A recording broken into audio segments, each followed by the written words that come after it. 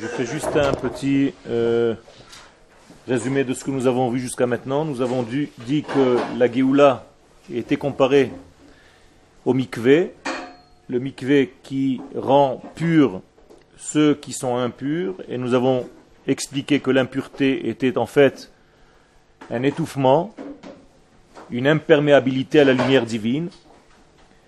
Nous avons dit que ceux qui fabriquent ce mikvé, même s'ils ne sont pas conscients du degré qui va sortir de lui, mais sont comme les constructeurs de la Géoula, même s'ils ne sont pas conscients de ce que cette Géoula va donner, cette Géoula marche comme le mikvé qui va marcher, qui va rendre purs les impurs. Notre but, notre espoir dans la Géoula, c'est une Géoula qui fait en sorte que la sagesse divine, que la pensée divine, que la connexion divine remplisse la terre, comme l'eau remplit la mer. Ça veut dire que c'est ça notre but. Si la Géoula vient rapetissir, amenuiser la pensée et la force du ressenti de l'homme, ce n'est pas une Géoula, mais une descente. Ce n'est pas ce qu'on appelle une Géoula. Ça veut dire que la Géoula est censée élargir la connaissance, élargir l'homme, élargir sa capacité de vivre. Rappelez-vous que les mitzvot, Akadosh Baruch Hu nous les donne pour en vivre et pas pour mourir. Vachai bahem, velo sheyamut bahem, dit la Gemara.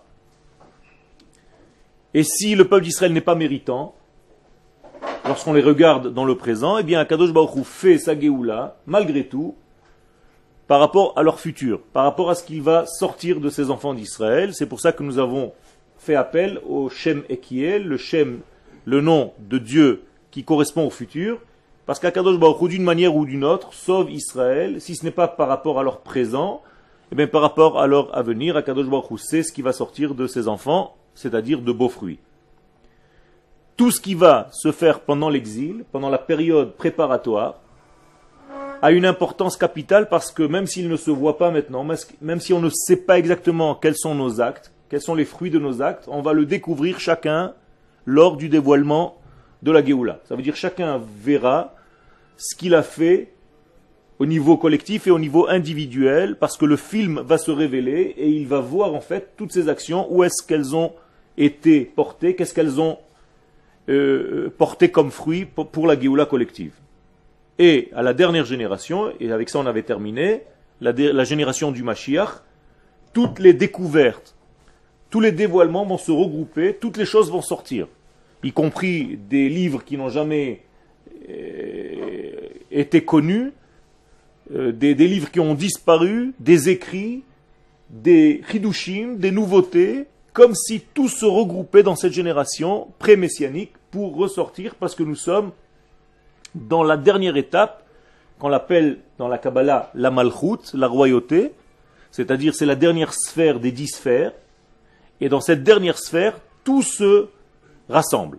C'est-à-dire c'est comme un cli qui contient tous les étages qu'il y avait auparavant, donc tout se rejoint dans cette Malchut, et c'est ce qu'on appelle la royauté d'Israël qui se dévoile, donc elle va rassembler tout. Le mot Malchut, c'est ce qui a donné naissance à quelque chose qui contient tout. Makolet. C'est la même lettre que Malchut. Okay? Une Makolet et une Malchut, c'est-à-dire il y a tout dedans. Du plus petit détail aux choses les plus grandes, on peut trouver à l'intérieur, ça c'est la royauté d'Israël. Nous sommes maintenant dans la partie gauche. Seder Akdusha Bizman HaGeoula. Quel va être l'ordre de la sainteté pendant la Géoula? Hu Bederech Starim. Alors, le Rav ici nous dit, faites attention, tout ce qui va se dévoiler pendant la Géoula va passer d'abord par le secret. C'est-à-dire, ça passe par une phase secrète, sous-jacente, invisible à l'œil nu. Donc, il va falloir creuser. Autrement dit, la Géoula sera visible à ceux qui creusent, à ceux qui s'intéressent, qui approfondissent leurs études, qui veulent voir le sens profond de ce qu'ils sont en train d'étudier. Dans le mot starim, il y a le mot stira. Ça veut dire aussi une contradiction. Ça veut dire que la Géoula, pourquoi est-ce qu'elle est tellement compliquée, tellement cachée, parce qu'elle est aussi contradictoire. Autrement dit, on ne comprendra pas facilement les choses au moment de la Géoula. Comme si il y aura, pendant cette période-là, une chose et son inverse. Il va être très difficile, il va falloir faire un travail énorme pour faire le tri, parce que la lumière et l'obscurité vont se mélanger dans chaque chose. Autrement dit, la Géoula est dotée de quelque chose de très spécial, c'est qu'elle va mélanger, dans cette dernière époque, toutes les données. Ceux qui n'arrivent pas à faire le tri, à avoir un seder dans leur tête, un ordre qui vient, bien entendu, du haut vers le bas, c'est-à-dire du divin vers l'homme, et pas une invention humaine, ceux qui n'ont pas cet ordre-là, eh bien, ils verront que tout est mélangé, le noir et la lumière, et il y a un doute s'ils pourront voir véritablement les choses. Ils peuvent rater beaucoup de choses parce que tout est mélangé. Par contre, ceux qui savent faire le tri, ceux qui respectent l'ordre divin, du haut vers le bas, eux savent faire le tri, vont sortir la partie noire et vont découvrir la partie lumière dans ce noir. Ça nous rappelle un petit peu la sortie d'Égypte, la plaie des ténèbres qui précède la sortie d'Égypte, et pendant la plaie des ténèbres, il y en a qui voient que du noir, ceux-là vont mourir pendant la plaie des ténèbres, et il y a ceux qui, pendant la plaie des ténèbres, savent voir les étincelles de lumière qui se trouvent en Égypte. Dans le texte, ça apparaît comme les vêtements, les ustensiles en or, les ustensiles en argent que les enfants d'Israël devaient aller chercher chez les Égyptiens pendant la plaie des ténèbres. Donc ceux qui sont capables de voir, ils verront en fait ces ustensiles. Bien entendu, c'est une allusion à toutes ces étincelles divines qui se cachent à l'intérieur de cet exil, de ce noir, et eux vont s'enrichir de ces étincelles.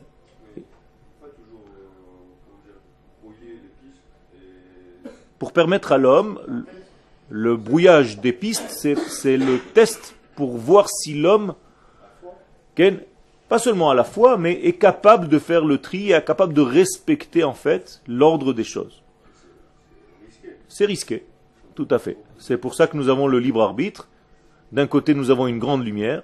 D'un autre côté, il y a un grand noir. Et il faut savoir qu'Akadosh Baruch Hu, c'est celui qui dirige les deux. Et si l'homme tombe dans la dépression, c'est qu'il a perdu foi et en lui, et en Akadosh Baruch Hu, et dans la vérité des prophètes. Donc il y a effectivement, c'est risqué, comme tu dis, quand un boxeur monte sur un ring, on lui met en face un adversaire, au moins à sa taille, au moins à sa force, c'est risqué, il va prendre des coups, mais quand il va gagner, il va gagner.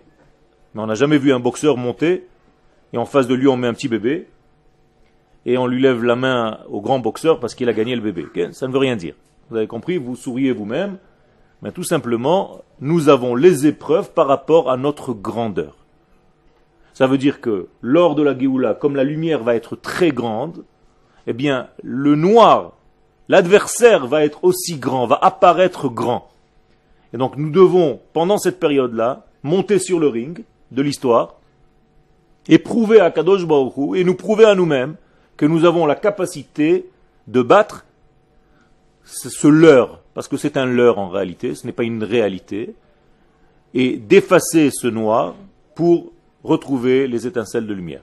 C'est-à-dire pour donner à l'homme le mérite d'avoir fait quelque chose. Si on nous donne quelque chose gratuitement, on n'est pas très heureux, on se sent vide parce qu'on n'a rien fait pour l'avoir. Mais quand quelqu'un travaille à transpirer pour avoir cette chose-là, il la mérite, il est beaucoup plus content. Ken? Est-ce qu'il y a une époque après cette époque? Mais vadaï, il y a une époque après l'époque. Le temps ne s'arrête pas. Ken? Les gens qui pensent que c'est l'apocalypse, Ken, ce n'est pas de chez nous. Ken? Le temps messianique, c'est une période qui dure, qui va se développer, il va y avoir des choses, le temps va s'écouler, comme le temps qui s'écoule aujourd'hui, peut-être avec une notion plus rapide, Ken, mais on va faire des choses, on va continuer, on va fabriquer, on va élargir, on va bâtir, On va faire descendre une sagesse divine dans ce monde. Il y a encore beaucoup de choses à faire. Ne croyez pas que lorsque le Mashiach arrive, tout s'arrête. Chas v'shalom. Donc il y a des contradictions, et ces contradictions, c'est seulement la Torah profonde qui peut les décoder. Le noir, ce sont tous les problèmes qui arrivent, qui nous empêchent de voir. Il y a des guerres, il y a des tremblements de terre, il y a des paniques, il y a des feux, il y a des gens, tout ce qui est en train de faire peur en fait à la dernière génération, qui met une menace en fait dans le monde. Il y a des révolutions qui se font devant nos yeux, qui n'étaient même pas prévues il y a un mois. Le monde est en train de se bousculer dans tous les sens. Il se passe des choses grandioses, je ne sais pas si vous vous rendez compte, très rapidement. Et toutes ces choses-là ne viennent que pour un seul but, sachez-le. Ça fait partie du processus divin du dévoilement de son nom sur terre, à travers Israël. Comment ça va se faire, personne ne sait.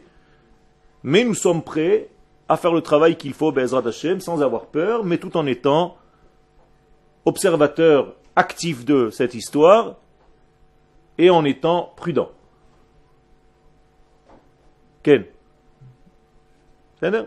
Donc, vous voyez que le mot Seter a deux traductions. D'un côté, caché, Megillat Esther, caché. Deuxième traduction, contradictoire. Et plus on monte, plus la contradiction est grande. Vous avez compris ça? Okay. Il y a un psaume dans Tehilim, Yoshev Beseter Elyon. Traduction, celui qui est installé dans les mondes cachés, ou alors dans la contradiction la plus totale. Et plus tu montes, Elyon, plus c'est Yoshev Beseter, plus tu es dans la contradiction. Ça veut dire, un homme petit, comment est-ce qu'on va le voir? Pour lui, le monde c'est toujours ou blanc ou noir. Un petit enfant, je t'aime pas, tous les 5 minutes. Tu es mon copain, tu n'es pas mon copain. Ça marche comme ça chez les enfants. Quand tu grandis, c'est beaucoup plus complexe. Tu peux aimer quelqu'un, mais être contre ses actions. Un enfant ne comprend pas ça. Quand tu cries un enfant parce qu'il a fait une bêtise, il a l'impression que tu ne l'aimes pas. Mais quand tu grandis, tu peux comprendre que quelqu'un te fait une remarque parce qu'il t'aime. C'est plus délicat, plus complexe.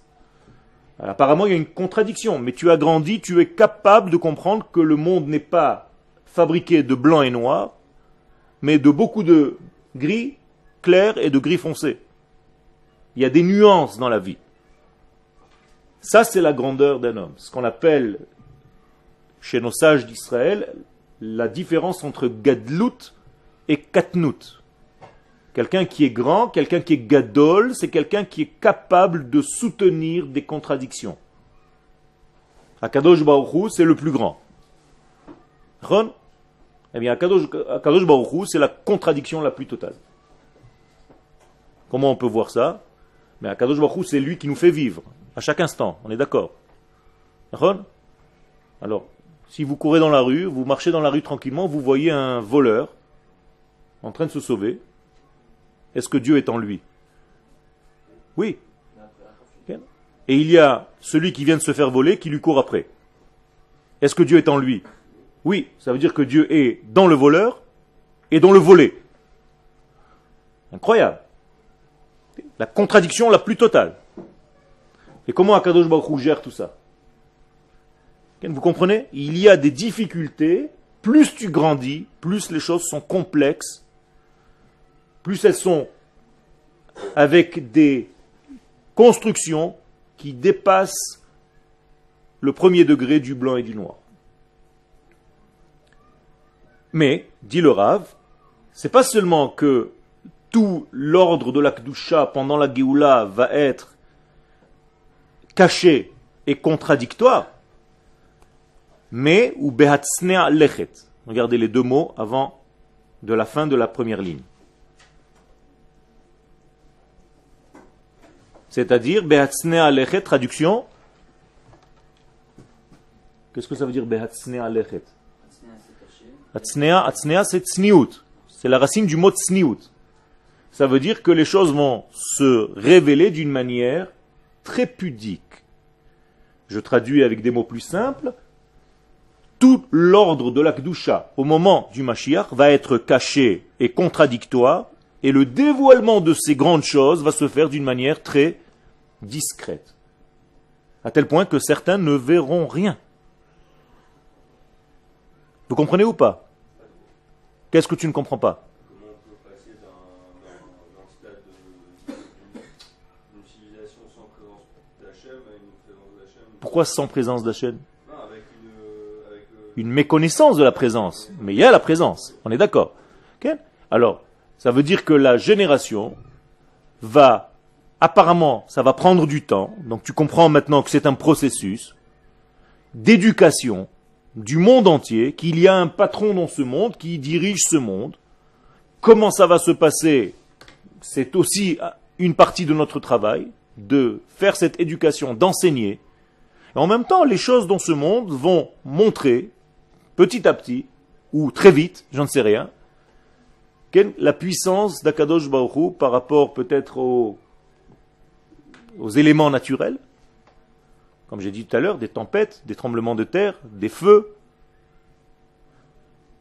Tout ça, ça fait peur. Il y a une impuissance humaine face à des forces naturelles, et peut-être que ça aussi, ça fait venir un certain savoir.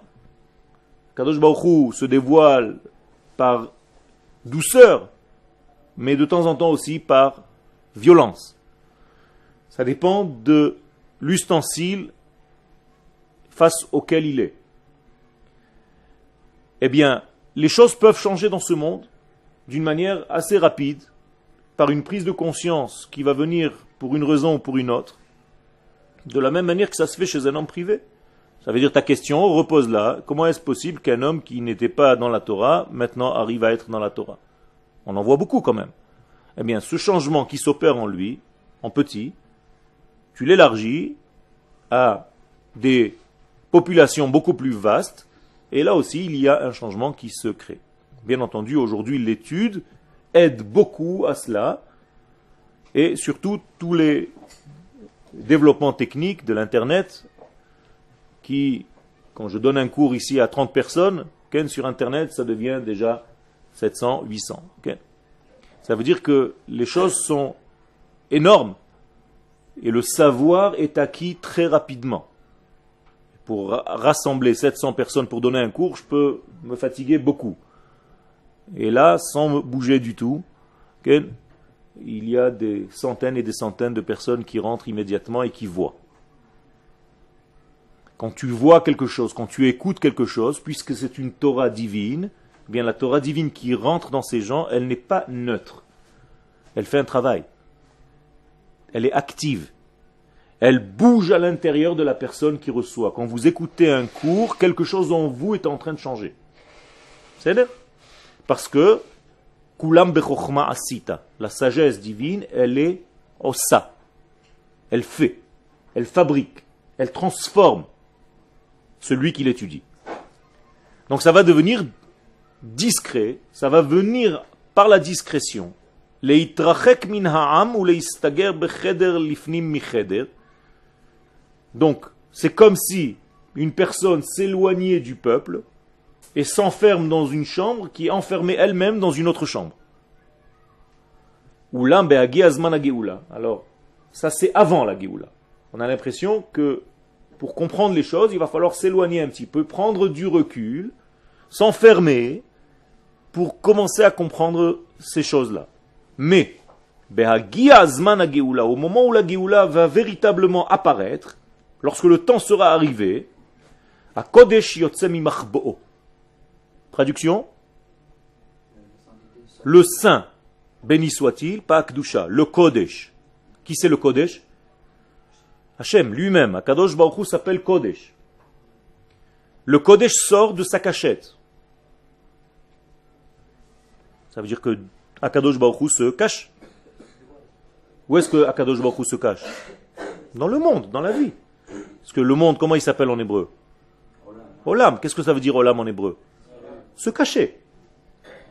Ne'elam. Ça veut dire Akadosh Baruch Hu est caché où? Dans le monde.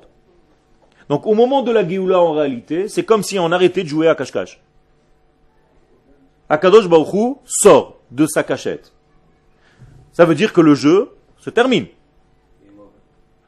Et qui a gagné?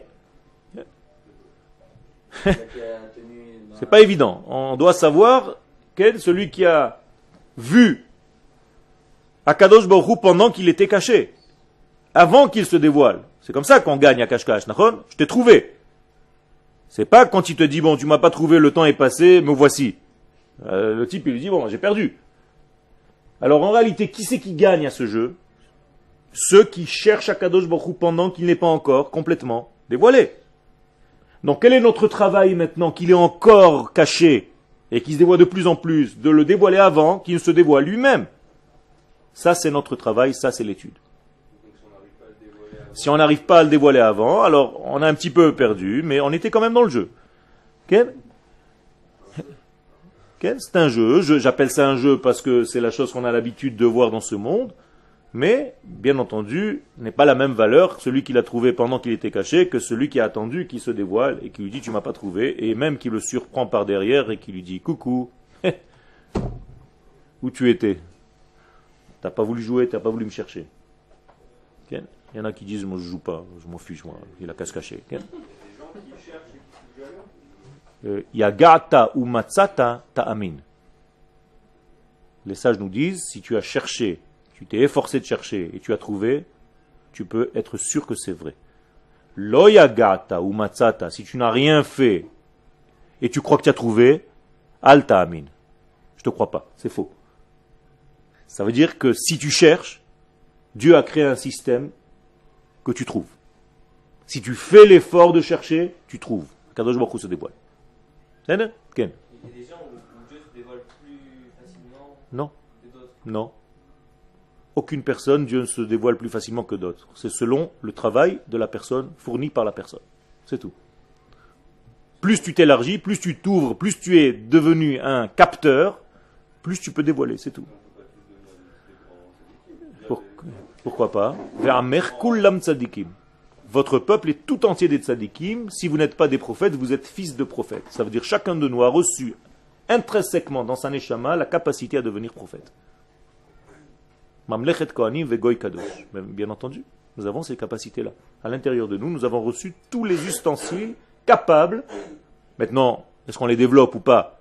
C'est autre chose. Mais nous avons en nous un système qui nous permet de décoder le divin sur terre. Oui.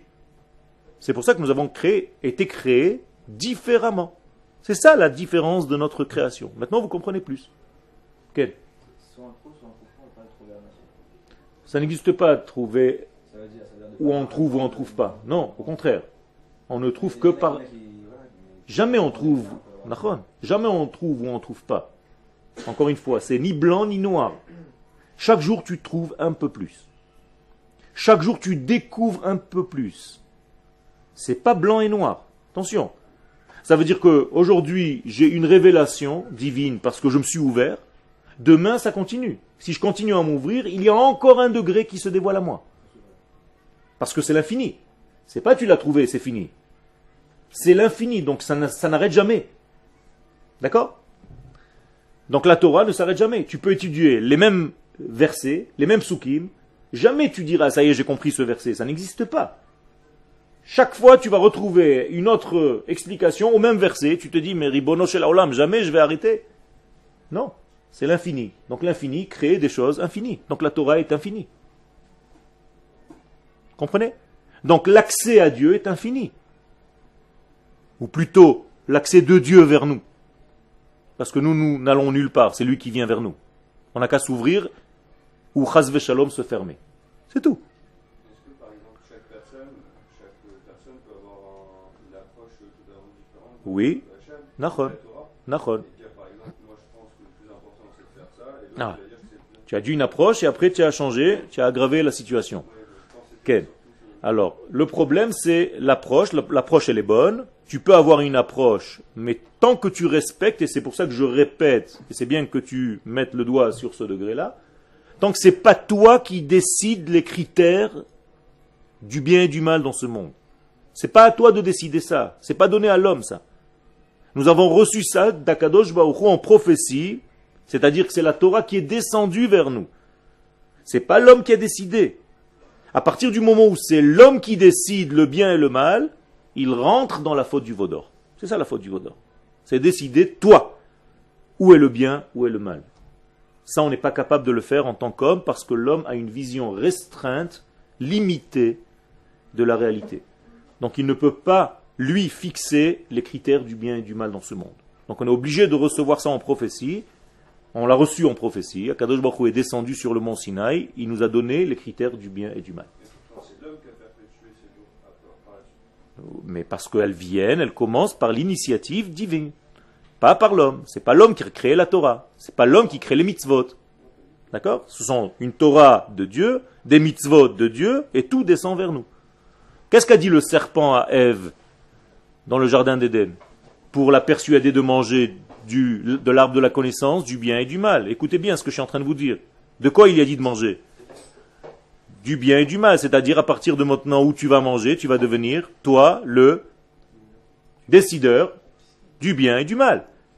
Et il lui dit ça, Vi'item ke Elohim, Yod et Tovara. Vous allez devenir comme Dieu qui sait où est le bien et le mal. Ça veut dire à partir du moment où vous n'avez plus besoin de Dieu. Maintenant, qui c'est Dieu? Vous-même. Voilà le serpent. C'est ça? Ken. Si tu n'as pas la Torah, tu ne peux pas distinguer entre le bien et le mal. Si tu n'as pas un critère de Torah, tu ne sais pas ce que c'est le bien et ce que c'est le mal. Ken. Ça veut dire si tu demandes à des gens dans la rue qu'est-ce que c'est le bien et le mal, sans aucune référence de Torah, chacun va te dire un autre bien. Hitler pensait que c'était bien ce qu'il faisait.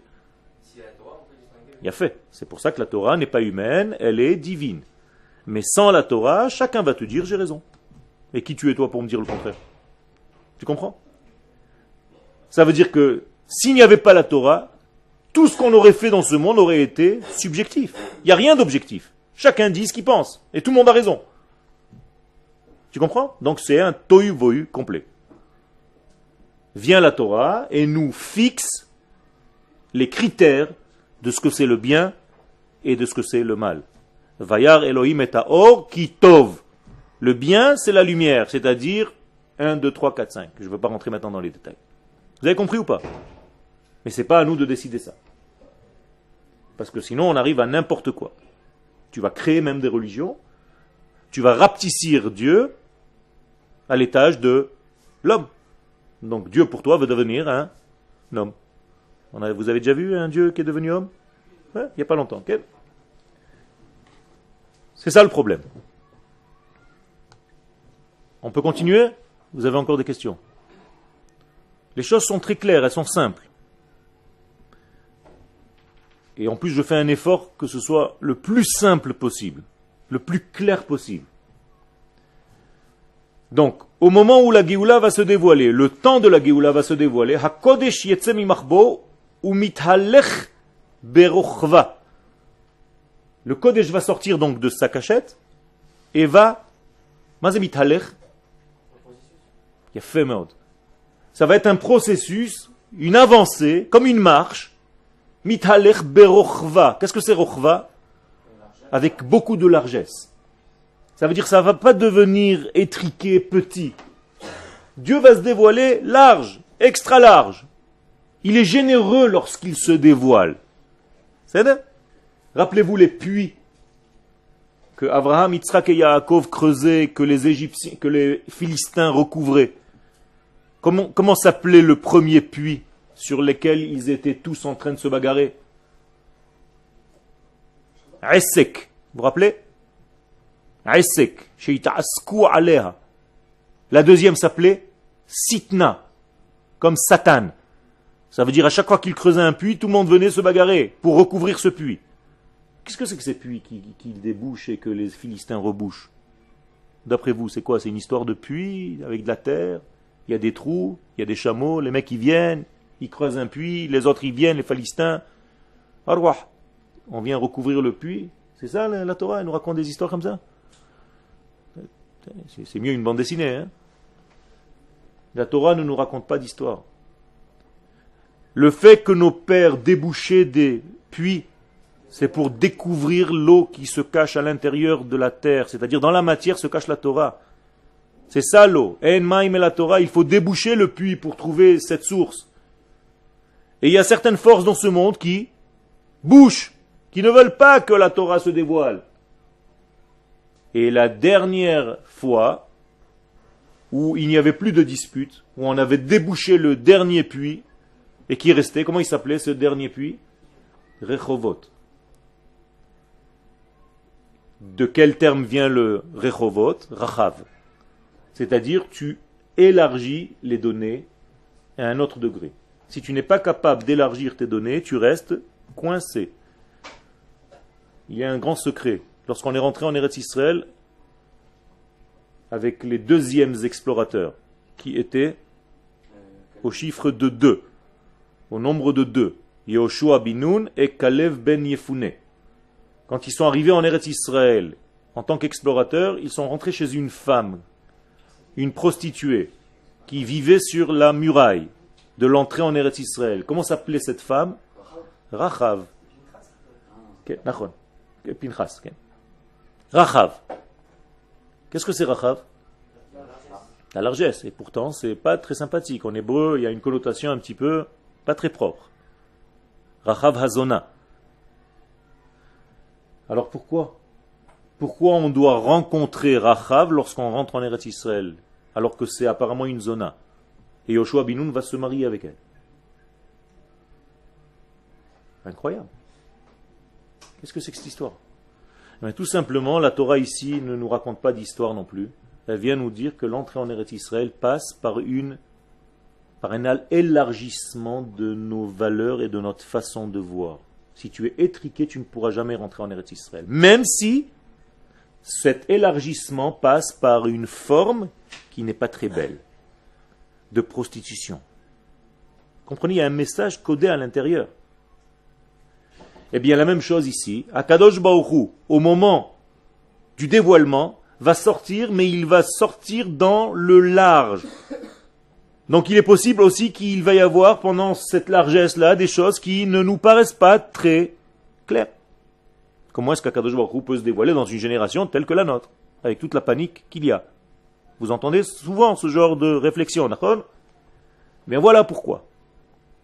Betoch ha'am ou betoch ha'chevra.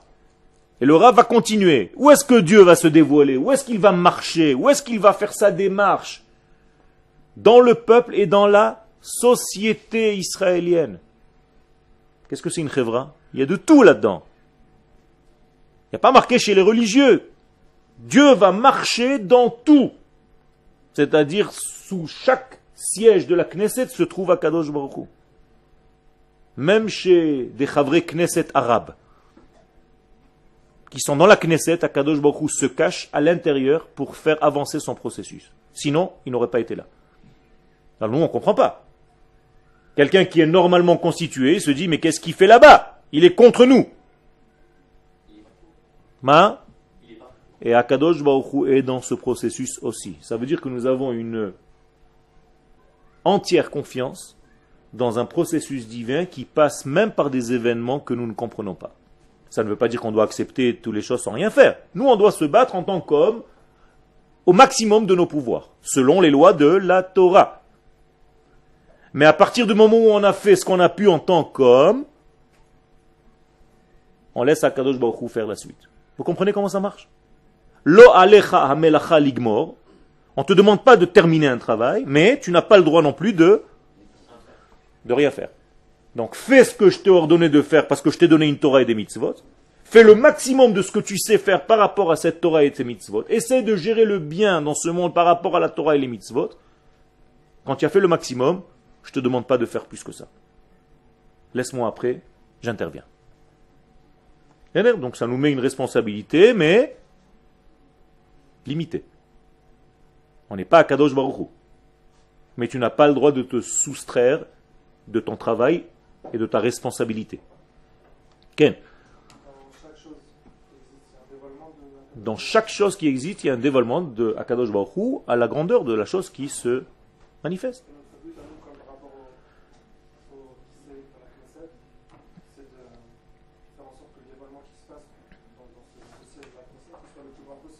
Qui soit le plus adéquat dans la bonne direction. Okay. Donc nous devons dévoiler Akadosh Baruch Hu dans chaque degré de notre vie pour lui donner un sens. Tu vois ce stylo? Akadosh Baruch Hu se dévoile en lui par rapport à la capacité de ce stylo de dévoiler Dieu. C'est-à-dire, pas grand-chose, il a de l'encre, mais c'est pas mal. Mais ça dépend dans les mains de qui il tombe. Avec ce stylo, je peux écrire des chidushim. Ça veut dire que ce stylo, maintenant, est monté de niveau. J'en ai fait quelque chose de grand. Je l'ai transformé en Kodesh. Heureux est le stylo qui est tombé chez un rave, avec lequel ce rave écrit des chidushim de Torah. L'encre qui se trouve à l'intérieur de ce stylo est arrivée à son summum. Elle est heureuse. Vous avez compris? Contrairement, chas v'shalom, si ce stylo tombe entre les mains d'un rachat qui écrit des choses contre la vie, contre le monde, qui détruit dans son écriture, eh bien malheureux est l'encre, malheureux est le stylo qui est tombé entre ces mains-là. Et chaque chose, c'est pareil dans notre vie. D'accord? Donc nous devons utiliser tout ce que nous avons autour de nous pour faire du bien avec. Un jour, vous achèterez une voiture. Eh bien, quand vous achetez cette voiture, quand vous payez, vous allez dire Leshem Yichud Kucha Berichu Shrinte. C'est pas que quand on met les tefilines. Même quand tu achètes une voiture, tu peux le faire, ou quand tu achètes des chaussures. Au magasin de chaussures, tu dis Leshem Yichud Kucha Berichu Shrinte, parce que je vais utiliser ces chaussures pour aller courir vers la Torah et faire des mitzvot et des maasim tovim. Et avec la voiture que je viens d'acheter, Kadosh Baruch Hu, permet-moi de faire des mitzvot et d'être le véhicule de choses qui vont vers le Kodesh et vers le bien. Ça vous va? C'est exactement comme ça qu'il faut faire dans la vie, dans chaque chose. Donc Akadosh Baruch Hu va se dévoiler dans tout. Et dans le peuple, et dans la société. Mipnei she'az mitkatshim gam chayei hachol. Voilà ce que je suis en train de vous dire. Parce que quand tu fais ça, et que tu as compris ce secret-là, tu es en train de sanctifier même les choses profanes, même la vie du profane. Ça veut dire le profane n'existe pas. Il attend que tu le fasses monter. C'est tout. Toute chose attend que tu le fasses monter. Regardez ce bout de bois qui est devenu une table au Machon Meir. Heureux soit l'arbre qui est devenu le support de tous vos shiurim. Vous vous rendez compte le kiff de cette table? Quand elle dort la nuit, elle dit à Kadosh Baruch Hu, merci de m'avoir fait table pour supporter des livres de Kodesh. C'est exactement comme ça que ça se passe. Alors je vous dessine volontairement, un petit peu caricature, pour comprendre que les choses dépendent de ce que nous en fait. Ken? C'est-à-dire que chaque chose physique a une âme. Nachon. On ne va pas dire une âme, elle a une force intérieure. Nachon, c'est à toi de lui donner une direction de Kedusha. Comment on peut avoir une détérioration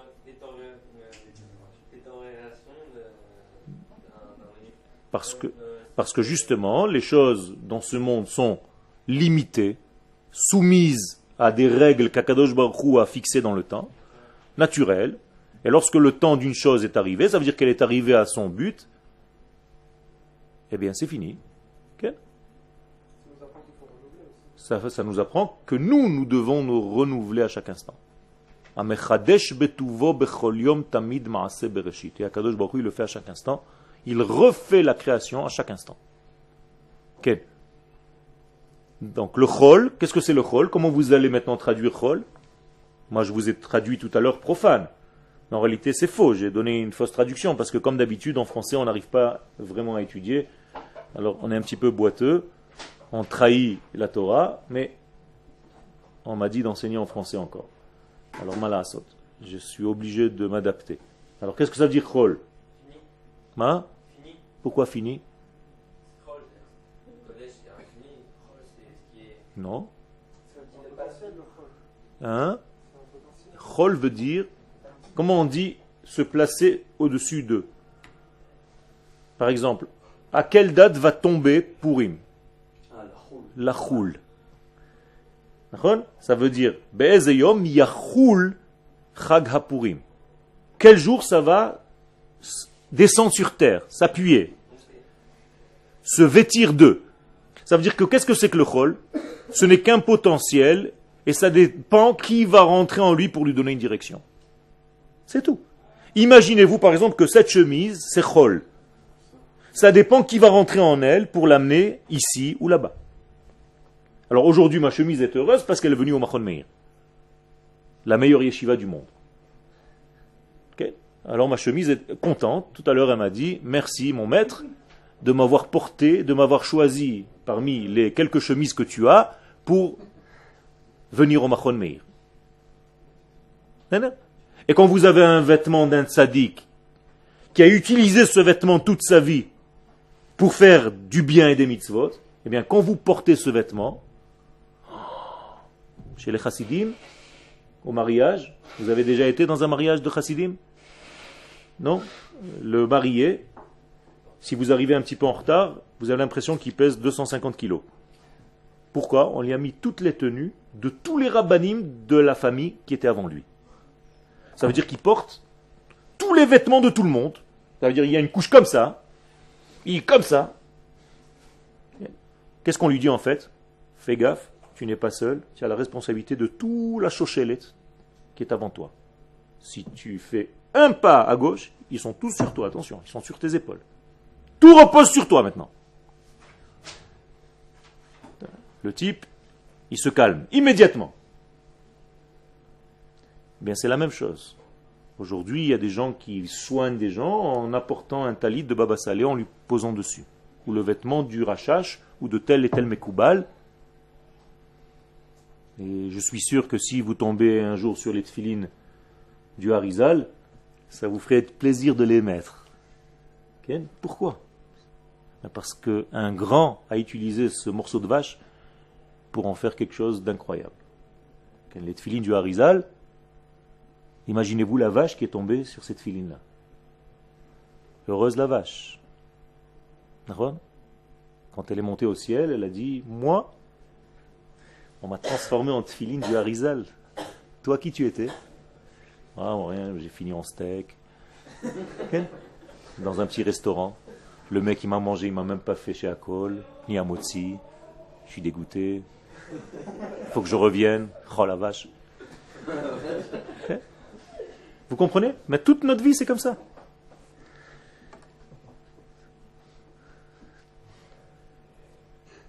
Ou Veyamin Hashem Romema Yemin Hashem Osachai. Donc Akadosh Baruch Hu, quand il se dévoile dans tout ce chol, c'est-à-dire qu'il se dépose, qu'il se pose dans notre monde, eh bien Yemin Hashem Romema Yemin Hashem Osachai.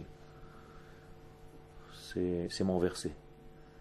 Vous savez que chacun de nous a un verset avant la fin de la Hamida, qui commence par la première lettre de son prénom et qui termine par la dernière lettre. Donc Yemin Hashem Romema, Yemin Hashem Osachai. C'est Yud Lamed Yoel. Alors qu'est-ce que ça veut dire ce verset? La main droite d'Hashem, elle est grande, c'est-à-dire il y a une bonté, il y a un désir de partager, mais il y a la main aussi qui sait faire la guerre. Ça veut dire ne m'embête pas trop. Je vais être très gentil, je suis généreux, mais je sais où sont les limites. Donc je suis Echayal et avec bon cœur. Ça dépend avec qui. Je suis Chayal contre mes ennemis et je suis avec bon cœur pour mon peuple. D'accord. C'est bizarre, c'est lui qui l'a écrit. Oh extraordinaire. Chazak ou Baruch. Gam besa'arot achol. Donc même dans les tempêtes. Qu'est-ce que c'est les tempêtes du chol? Comment vous comprenez ça? Qu'est-ce que ça veut dire les tempêtes du chol? Ma? Tempête du chol, les kol minem vesugeem. C'est tout ce qui se rajoute. Pourquoi tempête? Toutes les choses qui n'ont... Qu'est-ce que c'est une tempête? C'est quelque chose qui... Pourquoi qui dévaste? Qu'est-ce qu'il a de moins que ce qu'on a commencé tout à l'heure? Regardez le premier mot. Premier mot. Tourne en rond. Seder. Seder, c'est un ordre. Quand il y a une tempête, il y a de l'ordre. C'est un désordre total. D'accord? La tempête met un désordre. C'est ça sa nature. Ça veut dire, quand il y a un désordre dans le monde du chol, que tu n'arrives plus à comprendre où est le sens des choses, tout est là, mais tout est mélangé. Comment ça s'appelle tout est là et tout est mélangé en hébreu? C'est deux mots. Regardez, en français, je suis obligé de dire beaucoup de phrases. Tohu vavou. Tohu. Ça veut dire tu es là. Anit tohe. Vebohu. Tout est là, mais tout est en panique. Imagine-toi, tu rentres dans la classe, les mêmes tables, les mêmes chaises, les mêmes livres, mais tout à l'envers, n'importe comment. Qu'est-ce que tu fais? Tu dis, Tohu, Vebohu, et tout est là. Mais le problème, c'est qu'il faut maintenant 3 heures. Comprenez? Le monde, c'est exactement pareil. Tu es ébahi parce que tout est là, mais en désordre. Et toi, tu es venu ici pour mettre de l'ordre. C'est tout. Ça veut dire que nous sommes des ordinateurs ou des ordonneurs, comme vous voulez. Qui d'ailleurs tire la source dans qui peut faire de l'ordre dans ce monde? La lumière. C'est le ordonné. Donc il n'y a que la lumière divine qui peut mettre de l'ordre dans notre vie. C'est ce qu'on appelle ordonné ou organisé. Oraganous. C'est la même racine. Ça veut dire la lumière cachée, la lumière organisée, la lumière ordonnée. C'est tout simplement mettre les choses qui se trouvent déjà ici, en désordre, les remettre en ordre. Voilà notre vie. Chacun de vous a tout, mais en désordre. Quand tu vas jouer au loto, tu as tout, mais tu ne sais pas où sont les chiffres, ils sont en désordre. Les lettres de l'alphabet, elles sont là. Combien de mots tu peux écrire avec? Infini. Avec 22 lettres, infini. Tu peux écrire ce que tu veux. Des tonnes de livres depuis le début de l'histoire qu'à la fin de l'histoire avec 22 lettres. Comme on dit en Ashkenaz, l'ajeb. Quel? Le monde, c'est comme un puzzle Nachon. qui est ordonné Tout à fait. et qui s'occupe de remettre en ordre. Nous. C'est pas nous qui avons créé le monde. Mais il a fait. Kadosh Baruch Hu a créé le monde. Il a mélangé. D'abord, il était en ordre. Il a mélangé. Celui qui crée un puzzle, comment il fait au début? Il crée d'abord une image, et après, il la coupe. Et après, qu'est-ce qu'il fait dans le magasin? Il te la vend, il te vend l'image, et quand tu arrives à la maison, dis-moi, tu es un peu tapé sur la tête? L'image, elle est déjà belle. Pourquoi tu la déformes pour la reconstruire? Vous avez compris? Et à ce moment même, C'est la même chose, notre monde est fabriqué comme ça. en 5771, il y a déjà une partie du puzzle qui a été. Nachon. Tu as bien compris? Chaque année qui passe, elle remet encore un petit truc, une petite pièce dans le puzzle. Maintenant, toi aussi, tu as une pièce à amener, lui aussi, moi aussi, chacun de nous doit faire un effort. S'il manque une dernière pièce, c'est pas nous qui va la faire. C'est Dieu. Akadosh Baruch Hu, si la montre a sonné, comme au GAN, les enfants ils courent tous, et la prof, qu'est-ce qu'elle fait? Elle termine vite le puzzle pour le ranger. Ouais, c'est la même chose. Akadosh Baruch Hu, au moment de la sonnerie, vous avez fait ce que vous avez pu, Chazak ou Baruch, et la prof vient, elle commence à rassembler les trucs, elle ferme la boîte, elle la remet en place. Akadosh Baruch Hu fait ça à chaque jour, chaque nuit. Quand vous allez dormir, vous êtes sorti du GAN, Akadosh Baruch Hu met de l'ordre, fait le ménage, et prépare le jour du lendemain. Il nous aime, hein? Sympa. C'est exactement ce qui se passe. Vous avez tout compris. Vous voyez, c'est simple. La vie, elle est simple. Il faut juste la remettre en ordre. Donc la droiture. Yachar, elle. Israël. C'est ça, ce qu'on est venu faire. Donc, donc toutes les tempêtes du monde qui viennent en fait remettre encore du désordre. Alors, il y a des spécialistes en puzzle. Comment on les appelle? Les Kedoshé Hador, les saints de la génération, les tzadikim de la génération, c'est les maîtres en puzzle. Ils se passent comme ça, pendant que tu fais le puzzle, ils regardent, tu te dis, oh, tu es en train de mettre une pièce qui ne va pas. Tu dis, mais si, tu dis, non, elle rentre de force, regarde. C'est pas du tout les mêmes couleurs. Ah ouais, c'est vrai. De temps en temps, ils surveillent comme ça. Ce sont les tzadikim qui sont là, qui ordonnent, qui donnent de la lumière à toute la génération en enseignant la Torah qui vient de Dieu. Mit'arvim ba'am, donc ils se mélangent au peuple, ou mit'achadim imahem, et ils se rassemblent à eux, ils deviennent un avec eux. C'est pas les tzadikim d'un côté, ils sont grands, ils ont du kavod, et la masse de l'autre côté. Non, un tzadik c'est quelqu'un qui est avec son peuple, unifié à son peuple. Je vous rappelle que la notion de peuple, telle qu'Akadosh Baruch Hu la prévoit, elle est en Israël. Bechol ha-megamot shelahem, donc dans tout l'essence de ce qu'ils vont faire, bashalva, bamenucha, même au moment où ils travaillent, même au moment où ils se reposent, qu'est-ce qu'ils font? Mefichim lahem ruach chaim shel kedusha. Ils sont tout le temps en activité. Ça veut dire le tzaddik, qu'est-ce qu'il fait à chaque instant de sa vie? Il remet un coup de souffle pour remonter le moral de la génération. Chaque fois que vous passez à côté du tzaddik, il vous régénère. À tel point que des fois vous avez beaucoup de questions, et que vous êtes devant la tzaddik, il n'y a plus rien. Où sont passées les questions? Tout paraît clair. Pourquoi? La proximité du tzaddik fait en sorte que tout devienne limpide. Tout est devenu ordonné. Ok? C'est bizarre. J'avais plein de questions et quand je me retrouvais devant lui, j'avais l'impression que tout était évident.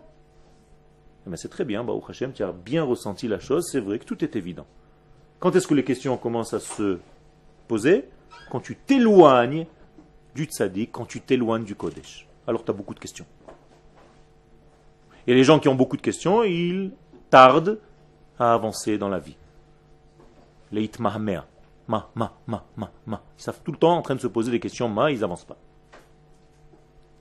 Leitma'amer veut dire en hébreu être très en retard. Prendre son temps, trop, jusqu'à ce que le train est en train de partir et toi tu n'as pas encore compris, tu n'es même pas monté. À force de te poser des questions. Okay. Poser des questions, c'est aussi avancer dans Nachon. Le problème c'est que si tu poses des questions pour poser des questions, ou est-ce que tu poses des questions pour avoir des réponses? Il y a des gens qui s'en fichent des réponses, ils veulent juste poser leurs questions. À la fin de chaque exposé, il y a ce genre de personnes qui veulent soi-disant poser une question, ils lèvent le doigt et ils commencent à faire une mini-conférence. Et à la fin, tous les gens sont fatigués, et le conférencier lui dit, mais la question, quelle est la question, monsieur, s'il vous plaît? J'arrive. Il a mis un quart d'heure pour poser sa question alors qu'il aurait pu la poser depuis le début, mais il fallait qu'il fasse lui aussi une petite conférence. C'est ça notre problème. Si tu veux avoir des réponses, il n'y a pas de problème, pose tes questions. Mais si tu veux juste avoir des questions, alors tu ne veux pas recevoir des réponses. Donc le tzaddik va insuffler un vent de kedusha, un souffle de kedusha sur toute la génération. Les karevotam el Hashem, pour les rapprocher d'Hashem. Vel emunato, et leur donner la emuna, vers la emuna d'Hashem. Elle appartient à qui la emuna? À l'homme, non? À Kadosh Baruch Hu. Il n'y a pas marqué emunati, emunatra. Tu as déjà dit emunati? Non? Ve emunatra balelot, non? Emuna, la emuna, il n'y a rien qui est à nous. Il n'y a pas grand-chose à nous. Vous savez? Les mitzvot, c'est à lui. La Torah, c'est à lui. La Emouna, c'est à lui. Alors qu'est-ce qu'on fait là, nous? Et quand Dieu a donné la Torah à Moshe. Attendez, répondez-moi à la question. Qu'est-ce qu'on est là, si tout est à lui? Pardon? Il a fait. Nous sommes la continuité, le dévoilement de tout ce qui est à lui. C'est-à-dire, je fais ses mitzvot, j'étudie sa Torah, et je dévoile sa Emouna. Et je deviens associé. C'est tout. Quel? Quand Akadosh Baruch Hu a donné la Torah au Mont Sinaï. Il lui a dit, maintenant ça va être ta Torah. Nachon. Que ça veut dire ta Torah? Mais c'est la mienne. Elle commence par moi, elle descend sur terre. La Torah a été donnée aux hommes. Il a fait. Ok. Elle est plus propriétaire à Dieu. Comment elle est plus propriétaire de Dieu? On dit que la Torah a été donnée aux hommes. Nachon. Sur terre. Mais vadaï. Elle est, encore une fois, Je ne suis pas en train de te demander où elle se trouve maintenant. Je suis en train de te demander quelle est sa source. Est-ce qu'elle est divine ou humaine? Elle est divine, elle a été donnée à l'homme, on est d'accord. Donc n'oublie pas son côté divin, attention. Avec ton langage humain, on est d'accord.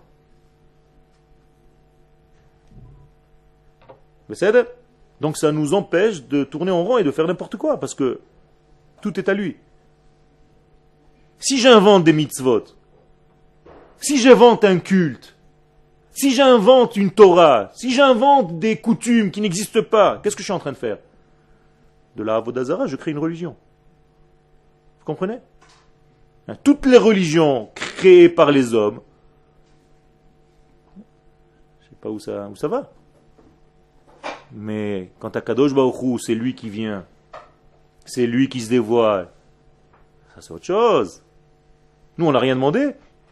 C'est à Kadosh Baruch Hu qui est venu, c'est lui qui nous a choisis, c'est lui qui nous a donné la Torah. Asher bachar banu mikol ha'amim, natan lanu et Torato, Asher kideshanu bemitzvotav. Tout ce qu'on a dans le judaïsme, c'est lui qui est venu vers nous. Extraordinaire. Ça veut dire que c'est la vérité. C'est objectif. C'est divin. C'est pas humain, c'est pas une invention. Donc, c'est ça qui nous rapproche d'Hachem. Vel emunato et à sa emuna.